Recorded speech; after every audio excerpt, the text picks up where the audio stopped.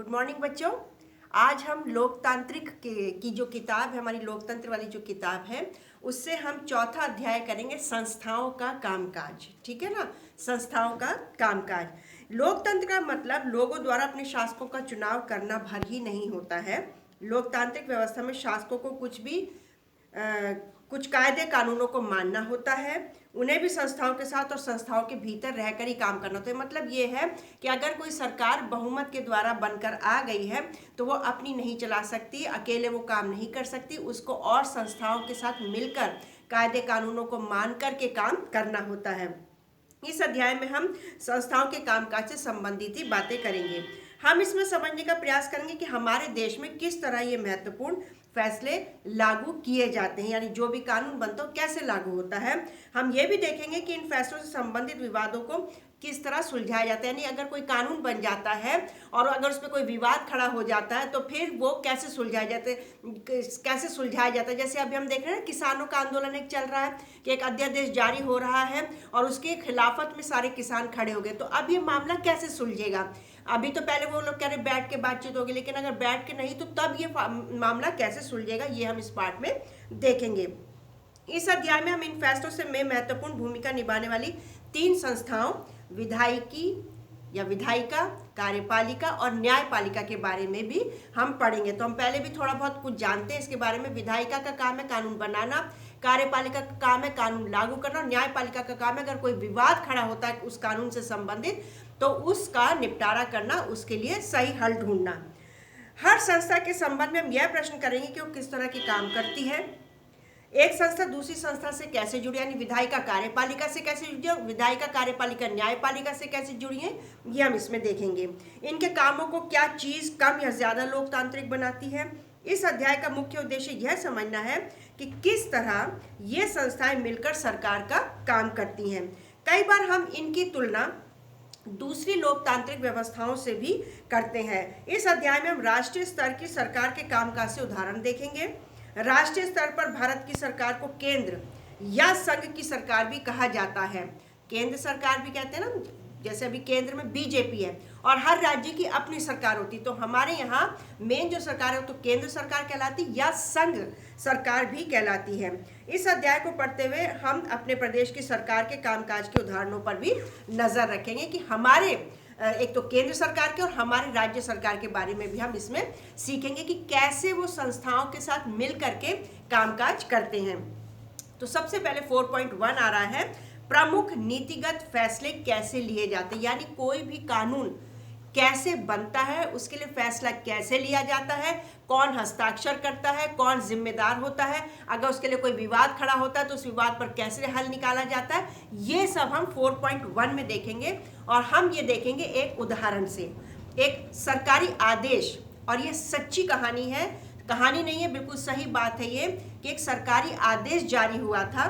ये उससे पाठ शुरू होता है। और ये सरकारी आदेश, जैसे स्कूल में भी सर्कुलर्स वगैरह आते हैं ना, तुमने देखा होगा कि जब हम क्लासेस में बैठे थे कई बार सर सर्कुलर भेजते तो हम उस पर साइन करते हैं, लेकिन उस सर्कुलर को जब वो हमारे पास आता उससे पहले प्रिंसिपल सर के साइन होते हैं। तो हमें ये हो जाता है कि ये जो सर्कुलर आया प्रिंसिपल सर ने साइन किया हुआ है तो ये ऑथेंटिक है, ये बिल्कुल जेन्युइन है, हमें पढ़कर उस पर साइन करना है। अगर बिना प्रिंसिपल सर के साइन आएगा सर्कुलर तो हम नहीं मानेंगे, हमें क्या मालूम किसने भेजा है ना।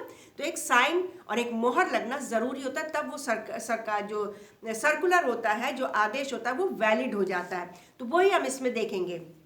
एक सरकारी आदेश 13 अगस्त 1990 के दिन की बात है, 13 अगस्त 1990, तकरीबन 30 साल पुरानी ये बात हो गई है। एक भारत सरकार ने एक आदेश जारी किया, बहुत ध्यान से सुनेंगे बेटा। भारत सरकार ने एक आदेश जारी किया 13 अगस्त 1990 को। इसे कार्यालय ज्ञापन भी कहा गया। सभी सरकारी आदेशों की तरह इस ज्ञापन पर भी एक संख्या लिखी थी, यानी तुम भी जब कुछ सर्कुलर लेते हो स्कूल से या कुछ तो उस पर एक संख्या लिखी रहती है, एक नंबर लिखा रहता है। वो नंबर हमें बताता है कि इससे पहले का नंबर, या कभी हमें कई सालों बाद ढूंढना हो तो हम वही नंबर बताएंगे, नहीं तो ऐसे कैसे ढूंढेंगे भाई। तो नंबर से हमें पता लगेगा कि ये सरकारी आदेश क्या था। जैसे तुम्हारा एडमिशन नंबर होता है, तुम्हारा आईडी नंबर होता है, तो हम नाम से तो पहचानेंगे नहीं, एक नाम के तो कई बच्चे हो सकते हैं, लेकिन हम आईडी नंबर अगर हमारे पास होगा, एडमिशन नंबर होगा, तो उस नंबर से हम पहचान पाएंगे। तो इसी तरीके से कोई भी सरकारी आदेश जब आता है, जब वो लेटर आता है, तो उसके ऊपर एक नंबर होता है। उस नंबर से हम कई सालों के बाद भी उस सरकारी आदेश को कहीं भी किसी कार्यालय में ढूंढ सकते हैं। तो उसके ऊपर एक ज्ञापन पर भी एक संख्या थी, और यह आदेश उसी संख्या से जाना जाता है, और संख्या थी OM नंबर 36012, 36012, यानी 36,012 बटा, या ओब्लिक भी कह सकते हैं 31/90। 90 तो साल का आ गया, 1990 चल रहा था, उससे पहले ये संख्या थी इस आदेश की। कार्मिक जन शिकायत और पेंशन मंत्रालय के कार्मिक और प्रशिक्षण विभाग के एक संयुक्त सचिव ने इस आदेश पर दस्तखत किए थे। यानी जो पेंशन विभाग होता है, जो बुजुर्गों को पेंशन मिलती है, उसके मुख्य सचिव ने, जो उसके चीफ थे, जो हेड थे, उनके इस आदेश के ऊपर साइन थे। ये छोटा सा आदेश मुश्किल से 1 पेज का था। आदेश 1 पेज का था, ऊपर संख्या लिखी हुई थी, पेंशन मंत्रालय के द्वारा ये जारी किया गया, और उस आदेश के ऊपर साइन किसके थे? पेंशन मंत्रालय के हेड के साइन थे। अगर आप इसे देखेंगे तो ये एक ऐसा आम सर्कुलर लगेगा या नोटिस लगेगा जैसे हम स्कूल में भी देखते हैं। सरकार हर रोज विभिन्न मसलों पर सैकड़ों आदेश जारी करती है, लेकिन यह आदेश बहुत महत्वपूर्ण था।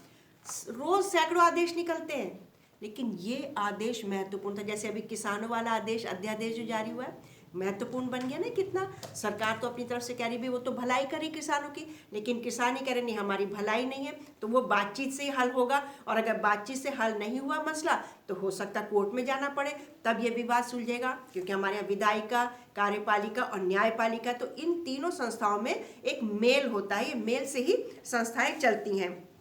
तो ये आदेश जो था तो सिर्फ 1 ही पेज का, नंबर भी था, और पेंशन मंत्रालय के द्वारा जारी किया गया था, और पेंशन मंत्रालय के हेड ने उसके ऊपर साइन किए हुए थे। लेकिन ये आदेश बहुत महत्वपूर्ण था और कई सालों तक विवाद का कारण बना रहा। बहुत ज़्यादा इसके ऊपर विवाद हुआ, डिस्कशंस हुए, और यह आदेश विवाद का कारण बना रहा। और हम देखेंगे कि यह निर्णय किस तरह लिया गया और इसके बाद क्या हुआ। यानी विवाद का कारण तो बना रहा, लेकिन ये निर्णय लिया गया, लेकिन कैसे लिया गया और उसके बाद फिर क्या हुआ, ये हम इसमें देखेंगे। तो सरकारी आदेश तुम्हें समझ में आ गया। 13 अगस्त 1990 को पेंशन मंत्रालय के द्वारा 1 पेज का एक आदेश जारी किया गया, जिसके ऊपर एक नंबर भी था, और पेंशन मंत्रालय के जो हेड थे, सचिव थे, उनके उसके ऊपर साइन थे। और ये आदेश जो था बहुत विवाद का विषय बना रहा। इस सरकारी आदेश में एक प्रमुख नीतिगत फैसले की घोषणा की गई थी। यानी एक आदेश था और ये कहा गया था कि एक फैसला किया गया। अब देखेंगे, ध्यान से सुनेंगे बेटा कि क्या फैसला लिया गया। इसमें कहा गया कि भारत सरकार के सरकारी पदों और सेवाओं में जितनी गवर्नमेंट नौकरी हैं, गवर्नमेंट जॉब्स हैं, उनमें 27%, 27% जितनी भी भर्ती होगी वो सामाजिक और शैक्षिक रूप से पिछड़े हुए लोगों की होगी। यानी SEBC, जिसको आजकल हम OBC भी कहते हैं, other backward classes. 27% government jobs में जितनी भी सीट्स भरी जाएंगी वो 27% SEBC से आएंगे, यानी कि सामाजिक रूप से, शैक्षिक दृष्टि से जो पिछड़े हुए लोग हैं, उनके लिए ये सीटें आरक्षित रहेंगी। उन 27% सीट्स पे और कोई नहीं बैठेगा। ये आदेश था। समझ में आ गया क्या आदेश था? 1 पेज का आदेश था, उसमें लिखा था कि 27% सीट्स गवर्नमेंट जॉब में, हर कार्यालय में, जैसे अब अपना स्कूल है तो वहां पर 27% जो सीट रहेगी वो SEBC की रहेगी, अदर बैकवर्ड क्लासेस की सीट्स रहेंगी। उन सीट्स पे कोई नहीं बैठेगा, सिर्फ वही लोग उस जॉब को हासिल कर पाएंगे। अब तक जिन जाति समूह को सरकार पिछड़ा मानती थी, उन्हीं का एक और नाम SEBC यानी socially and educationally backward classes है। अब तक नौकरी में आरक्षण का लाभ केवल अनुसूचित जाति और अनुसूचित जनजातियों को मिल रहा था। यानी 1990 से पहले सिर्फ जो शेड्यूल कास्ट थे और शेड्यूल ट्राइब्स थे, उनको सिर्फ इसका फायदा मिल रहा था, नौकरी में जो एक तरीके से पिछड़े हुए लोग थे इनको फायदा मिल रहा था। लेकिन 1990 में सरकार ने एक और आदेश जारी कर दिया कि अब जो बैकवर्ड क्लासेस हैं, सोशली और एजुकेशनली जो बैकवर्ड क्लासेस है, उनको भी अब 27% गवर्नमेंट जॉब्स का लाभ मिलेगा। अब SC BC या सामाजिक और शैक्षिक दृष्टि से पिछड़े वर्गों के लिए तीसरी श्रेणी तैयार की जा रही थी और इनके लिए 27% का अलग कोटा तैयार किया जा रहा था। समझ गए? एक जॉब है किसी भी जगह पर, वहाँ पर SC कोटे के भी लोग हैं, ST कोटे के भी लोग हैं और अब बैकवर्ड क्लास के भी लोग आ गए। तीन तरीके के लोग आ गए एक जॉब के लिए, ठीक है। अन्य लोग इन 27% नौकरियों के लिए प्रतियोगिता नहीं कर सकते। ये आदेश था। आदेश सबको समझ में आ गया? एक पेज का आदेश था, पेंशन मंत्रालय द्वारा जारी किया गया 13 अगस्त 1990 को, और उस आदेश पर पेंशन मंत्रालय के जो हेड थे उनके साइन किए हुए थे। और आदेश ये था कि अब सरकारी पदों को और सरकारी नौकरी में 27% बैकवर्ड क्लासेस जो पिछड़े वर्ग के लोग हैं उनको वो सीटें मिलेंगी, उस सीट पर कोई नहीं बैठ सकता।